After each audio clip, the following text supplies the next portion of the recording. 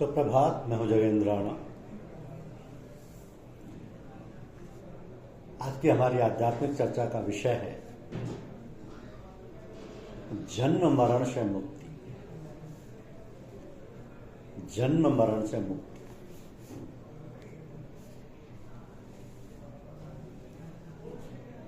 विषयों का राग पूर्वक सेवन करने वाला ध्यान योग का साधन नहीं कर सकता।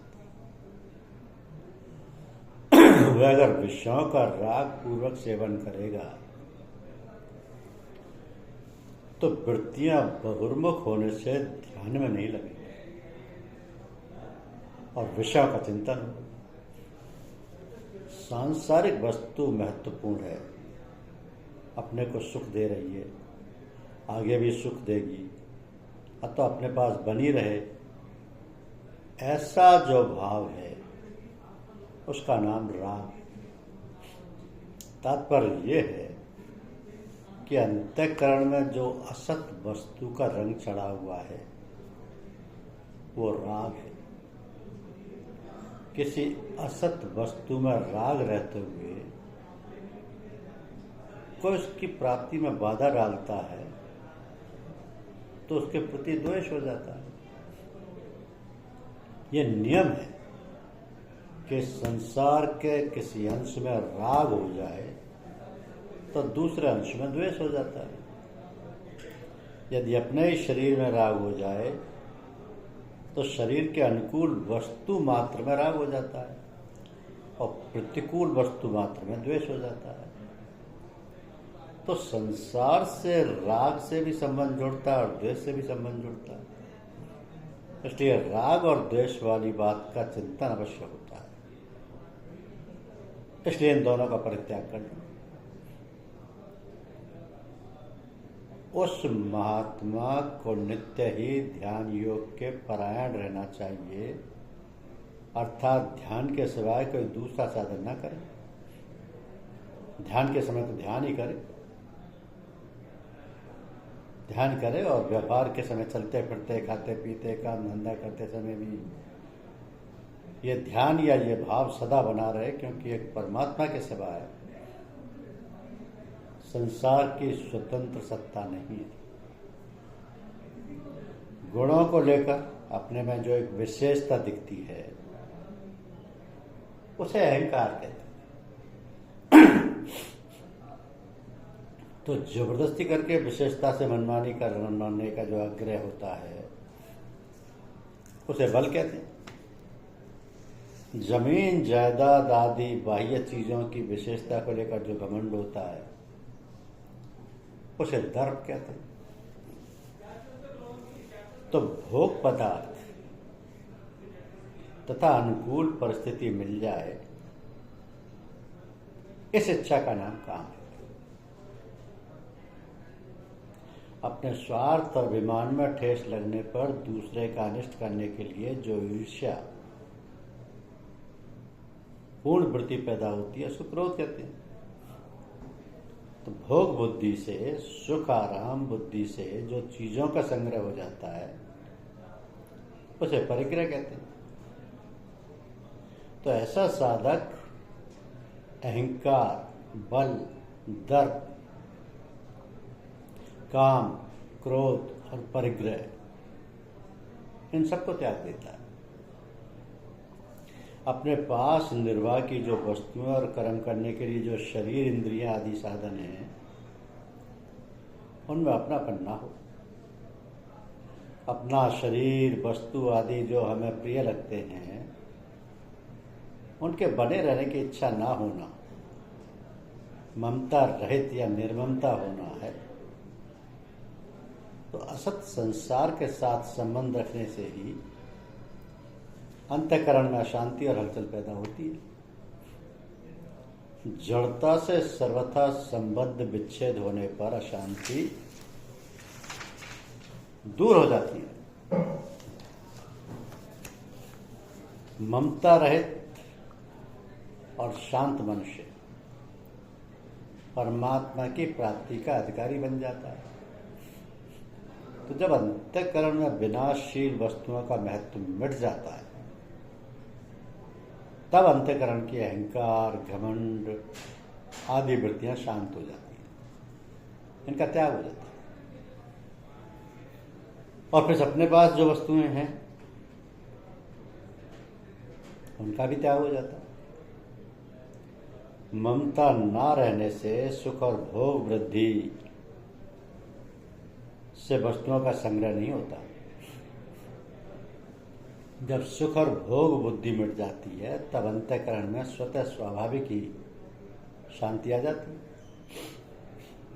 तो इस प्रकार वह महात्मा साधक असत से ऊपर उठ जाता है और ब्रह्म यानी परमात्मा की प्राप्ति का पात्र बन जाता है। तो पात्र बनने पर उसकी ब्रह्मभूत यानी परमात्मा में स्थिति, परमात्मा में स्थित अवस्था अपने आप हो जाती है। इसके लिए उसको कुछ करना नहीं पड़ता। इस अवस्था में मैं ब्रह्म स्वरूप हूं और ब्रह्म यानी परमात्मा मेरा स्वरूप है, ऐसा उसको अपनी दृष्टि से अनुभव हो जाता है। असत वस्तुओं का महत्व मिट जाने पर साधक के चित्त में स्वाभाविक प्रसन्नता रहती है, क्योंकि अप्रसन्नता का कारण मिट जाने पर फिर कभी अप्रसन्नता होती नहीं। कारण कि उस महात्मा या साधक के अंतःकरण में अपने सहित संसार का अभाव और परमात्म तत्व का भाव अटल रहता है। उस प्रसन्नता को प्राप्त होने पर वह शोक चिंता नहीं करता, क्योंकि उत्पत्ति और नष्ट होने वाली तथा आने जाने वाली परिवर्तनशील परिस्थिति, व्यक्ति, वस्तु, पदार्थ आदि के बनने बिगड़ने से उसके आने जाने वाली परिस्थिति का असर हो ही कैसे सकता है। तो जब तक उस साधक में किंचित मात्र भी हर्ष, शोक, राग, द्वेष आदि द्वंद्व रहते हैं, तब तक वह सर्वत्र व्याप्त परमात्मा के साथ अभिन्नता का अनुभव नहीं कर सकता है। तो अभिन्नता का अनुभव न होने से वह अपने को संपूर्ण भूतों में सम नहीं देख सकता। परंतु जब साधक हर्ष, शोक आदि द्वंद्वों से रहित हो जाता है तब उसे परमात्मा के साथ स्वतः स्वाभाविक अभिन्नता का अनुभव हो जाता है। तब वो ब्रह्मभूत अवस्था को प्राप्त प्रसन्न मन वाला साधक ना तो किसी के लिए शोक करता है और ना किसी की इच्छा करता है। तो ऐसा संपूर्ण प्राणियों में संभाव वाला महात्मा या साधक परमात्मा की पराभक्ति को प्राप्त हो जाता है। जिस प्रकार संपूर्ण नदियों का जल चारों ओर से परिपूर्ण समुद्र में आकर मिलता है, पर समुद्र अपनी मर्यादा में अचल प्रतिष्ठित रहता है, ऐसे ही संपूर्ण भोग पदार्थ जिस संयमी मनुष्य में विकार उत्पन्न किए बिना ही उसको प्राप्त होते हैं, वही मनुष्य परम शांति को प्राप्त होता है, भोगों की कामना वाला नहीं। तो संसार के संपूर्ण भोग उस परमात्म तत्व को जानने वाले संयमी मनुष्य को प्राप्त होते हैं। उसके सामने आते हैं पर वे उसके कहे जाने वाले शरीर और अंतःकरण में सुख दुख रूपी विकार पैदा नहीं कर सकते। अतः वह परम शांति को प्राप्त होता है, अर्थात उसकी जो शांति है वह परमात्म तत्व के कारण से है, भोग पदार्थों के कारण से नहीं। अप्राप्त वस्तु की इच्छा का नाम कामना है। स्थित प्रज्ञ महापुरुष संपूर्ण कामनाओं को त्याग देता है। कामनाओं का त्याग कर देने पर भी शरीर निर्वाह मात्र के लिए देश, काल, वस्तु, व्यक्ति, पदार्थ आदि की जो आवश्यकता दिखती है उसका नाम स्पृहा। स्थित प्रज्ञ पुरुष इस स्पृहा को भी त्याग कर देता है, क्योंकि जिसके लिए शरीर मिला है और जिसकी आवश्यकता थी उस तत्व की प्राप्ति होगी। अब शरीर रहे या ना रहे, शरीर निर्वाह हो या ना हो, इस तरह वह बेपरवाह रहता है। यही उसका निष्प्रह होना। निष्प्रह होने का यह अर्थ नहीं है कि वह निर्वाह की वस्तुओं का सेवन नहीं करता, वह निर्वाह की वस्तुओं का भी सेवन करता है और पथ्य का भी ध्यान रखता है। तो कहने का मतलब ये है कि साधना अवस्था में वो शरीर के साथ जैसा व्यवहार करता था वैसा व्यवहार अब भी करता है, परंतु शरीर बना रहे तो अच्छा है, जीवन निर्वाह की वस्तुएं मिलती रहें तो अच्छा है। ऐसी उसके भीतर कोई परवाह नहीं होती, क्योंकि संपूर्ण कामनाओं का त्याग किए बिना कोई स्थित प्रज्ञ नहीं हो सकता, और कामनाओं के त्यागने पर संसार के साथ संबंध रह ही नहीं सकता। तो वह ममता का सर्वथा त्याग कर देता है। अर्थात जिन वस्तुओं को वो अपनी मानता है वे वास्तव में अपनी नहीं है, बल्कि संसार से मिली है। संसार से मिली वस्तु को अपनी मानना भूल है। ये भूल मिट जाने पर वह ममता रहित हो जाता है। उस स्थित प्रज्ञ महापुरुष में अहंकार नहीं रहता। ये शरीर में ही है, इस तरह शरीर से तादात्म्य मानना अहंकार है। जब दृष्टा यानी आत्मा दृश्य यानी संसार से अलग होता है तब वो स्थित प्रज्ञ निरंकार हो जाता है। तो शांति हर मनुष्य में स्वतः सिद्ध है। केवल उत्पन्न एवं नष्ट होने की वस्तुओं में सुख भोग की कामना से और उससे ममता का संबंध रखने से यह शांति होती है। जब संसार की कामना, स्पृहा, ममता और अहंता में मैंपन सर्वथा छूट जाते हैं, तब स्वतः सिद्ध शांति का अनुभव हो जाता है। तो ये ब्राह्मी यानी परमात्मा को प्राप्त हुए साधक की स्थिति है। अहंकार रहित होने से जब व्यक्तित्व मिट जाता है तब उसकी स्थिति स्वतः ही ब्रह्म यानी परमात्मा में होती है, क्योंकि संसार के साथ संबंध रखने से व्यक्तित्व था, उस संबंध को सर्वथा तोड़ देने से योगी की अपनी कोई व्यक्तिगत स्थिति नहीं रहती। तो वही नित्य योग की प्राप्ति है। उसमें एक ही तत्व रहता है, क्योंकि जब तक शरीर में अहंकार रहता है तभी तक मोहित होने की संभावना बनी रहती है। परंतु जब अहंकार का सर्वथा अभाव कर ब्रह्म यानी परमात्मा में अपनी स्थिति का अनुभव हो जाता है तब व्यक्तित्व टूटने के कारण फिर कभी मोहित होने की संभावना नहीं रहती, क्योंकि सत और असत को ठीक तरह से न जानना ही मोह है। वस्तुतः स्वयं सत होते हुए भी असत के साथ अपनी एकता मानते रहना ही मोह है। जब वह असत को ठीक तरह से जान लेता है तब असत से उसका संबंध विच्छेद हो जाता है और सत में अपनी वास्तविक स्थिति का अनुभव हो जाता है, और इस स्थिति को प्राप्त कर लेने से फिर वह कभी मोहित नहीं होता। और जड़ता का सर्वथा त्याग होने से अंतकाल में भी इस स्थिति को प्राप्त कर लेने से और निर्वाण यानी शांत ब्रह्म यानी परमात्मा को प्राप्त होकर जन्म मरण से मुक्त हो जाता है। जन्म मरण से मुक्त हो जाता है। तो मनुष्य के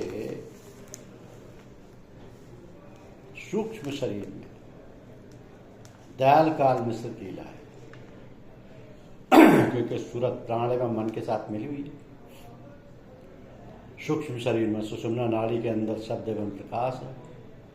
सूरत शब्द सुनती है और सूरत प्रकाश भी देखती है, लेकिन इस ब्रह्मांड शरीर में सूरत शब्द की सारी लीलाएं काल पुरुष के अधीन है। इस देश में अर्थात मनुष्य के ब्रह्मांड शरीर में सुख दुख के छुटकारा तो है, शांति भी मिलती है, किंतु आवागमन से छुटकारा नहीं मिलता, क्योंकि ये लोग भी काल के अंतर्गत है। ये अवस्था लोक एवं परलोक के बीच की अवस्था है। इसमें ना मनुष्य को सुख है और ना दुख है, शांति है। मगर जन्म मरण से ब्रह्मांड लोक में भी छुटकारा नहीं है। आवागमन से छुटकारा तो केवल पार ब्रह्मांड शरीर में ही है। यही मनुष्य का परलोक है। तो एक व्यक्ति सतगुरु से सूरज शब्द योग की दीक्षा लेता है और सूरज शब्द योग की कमाई में लग जाता है। वो शस्त्र दल कमल का साधक है। सतगुरु की दया से घंटे और शंख की ध्वनि उसकी सूरज सुनती है। इसी अवस्था में उसका शरीर छूट जाता है और उसका पुनर्जन्म होता है।